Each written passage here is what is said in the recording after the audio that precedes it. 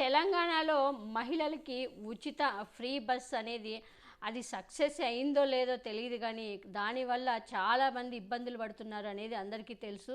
ఎందుకంటే ఆల్రెడీ కర్ణాటకలో అది ఫెయిల్ అయినా కూడా మళ్ళీ దాన్ని తీసుకొని ఎవరైనా కానీ సక్సెస్ అయ్యేదాన్ని తీసుకుంటారు, కానీ ఫెయిల్ అయిన తీసుకొని రేవంత్ రెడ్డి కాంగ్రెస్ అక్కడ మళ్ళీ దాన్ని ఫెయిల్, ఇప్పుడు కూడా అక్కడ కూడా సక్సెస్ కల ఫెయిల్ అయింది. దానివల్ల ఒకరోజు సంతోషంగా హ్యాపీగా ఉండొచ్చు కానీ ఆనందంగా ఉండొచ్చు, కానీ తర్వాత ఈ ఇబ్బందులు దానివల్ల ఉపయోగం కన్నా నష్టాలు ఎక్కువనైనా ఆర్టీసీకి నష్టం, ఇటు ప్రజలకు కూడా ఇబ్బంది, చాలామందికి ఇబ్బంది కలుగుతుంది. ఇక్కడ ఇంకోటి విద్యార్థులకు చాలామందికి ఇక్కడ ఇబ్బంది పడుతున్నారు, బస్సులు దొరక్క ఆ బస్సులు లేక అవస్థలు పడుతున్నారు మహిళలు, విద్యార్థులు.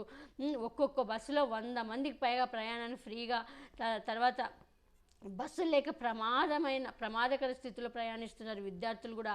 చాలా పాపం అయితే ఒక అమ్మాయి అయితే స్టూడెంట్ అయితే ఒక అమ్మాయి పాపం ఏడుస్తుంది తట్టుకోలేక బాధ. ఎందుకంటే బస్సు దొరక్క ఎంత ఇబ్బంది పడుతున్నారంటే అవస్థలు పడుతున్నారు స్టూడెంట్స్. ముఖ్యంగా ఒక్కొక్క బస్సులో 100 మందిని దూరుస్తున్నారు వాళ్ళంటే ఎంత ప్రమాదకరంగా ఉంటుందో మనం ఆలోచించాలి.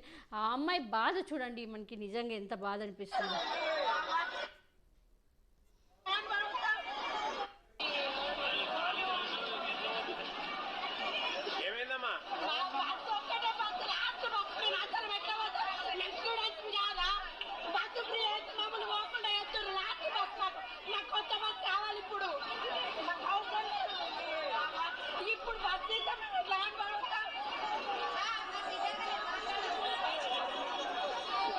చూడండి అమ్మాయి కాలేజీ స్టూడెంట్స్ పాపం ఎంత ఇబ్బంది పడుతుంది. బస్సులు అంతా ఫ్రీ బస్ అనేసరికి ఎక్కేస్తుంది, నాకు దొరకడం లేదు, ఇమ్మీడియట్గా నాకు ఒక బస్సు కావాలంటే అమ్మాయి.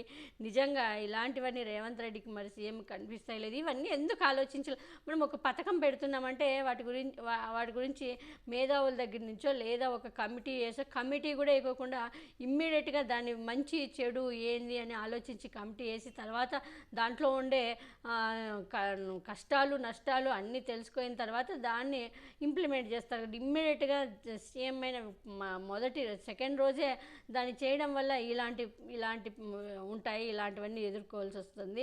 ఎందుకంటే దానికి రూల్స్ రెగ్యులేషన్స్ ఏమీ లేవు అనమాట. ఎలా అంటే అలా ఉంటాయి. పాపం చూడండి ఎంత బాధ అనిపిస్తుంది వీళ్ళ బాధ.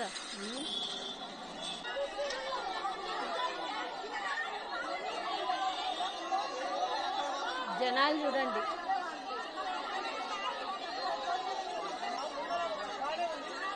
మగవాళ్ళకి అస్సలు లేదు, నో అలా మగవాళ్ళు.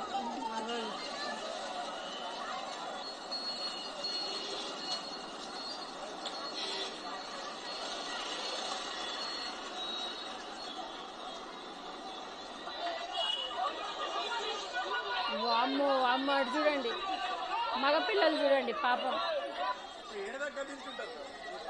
అయ్యయ్యో ఏంటండి ఇది?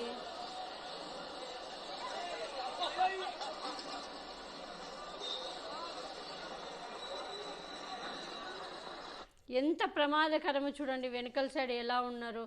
ఒకప్పుడు బస్సులు లేనప్పుడు ఒకప్పుడు ఇలా ఉండేది, కానీ ఇప్పుడు ఇంత టెక్నాలజీ పెరిగి ఇన్ని బస్సులు గవర్నమెంట్కి, అది తెలంగాణ అంత ఆర్థిక వ్యవస్థకి మూలమైన తెలంగాణలో ఇలాంటి దుస్థితి ఉందంటే నిజంగా ఇంతకన్నా దురదృష్టం ఉండదు. ఇది ఒక పెద్ద మైనస్ కాంగ్రెస్ పార్టీకి. మళ్ళీ ఇంకా అసలు బుద్ధుంటే ఓట్లు వేరేమో ఇలాంటివన్నీ చూస్తే. అందుకే ఇలాంటి ఉచిత పథకాలు ఇవ్వడంలో కూడా దానికి కూడా కొన్ని రూల్స్ రెగ్యులేషన్స్ పెట్టి ఉచిత పథకాలు ఇవ్వడంలో కూడా ఇస్తే బాగుంటుంది. కానీ ఇలా అడ్డదిడ్డంగా ఏవి లేకోకుండా ఇలా ఇచ్చేస్తే అంటే ఇక్కడ లేడీసే కాదు అందరి గురించి ఆలోచించాలి. అంటే ఇక్కడ మహిళలకి ఉచితం అంటే అవతల ఉండే జెంట్స్ గురించి కూడా మగవాళ్ళ గురించి కూడా ఆలోచించాలి. దానివల్ల వచ్చే నష్టాల్ని మనం ఎలా నివారించాలి అనేది కూడా ప్రభుత్వం ఆలోచించాలి. కానీ ఇలా ఈ విధంగా వదిలేస్తే ఇది ఎంత ఇబ్బంది పడుతున్నారనేది వాళ్ళకి. ఇప్పుడు వాళ్ళు ఓటు వేసిన వాళ్ళైతే చెప్పులతో కొట్టుకుంటున్నారు. వాళ్ళు మా చెప్పులతో మేము కొట్టుకోవాలి, ఆటో వాళ్ళు ఒక సైడు, ప్రతి ఒక్కరి ఇప్పుడు రేవంత్ రెడ్డికి కాంగ్రెస్కి వ్యతిరేకం అయిపోయారు తెలంగాణలో.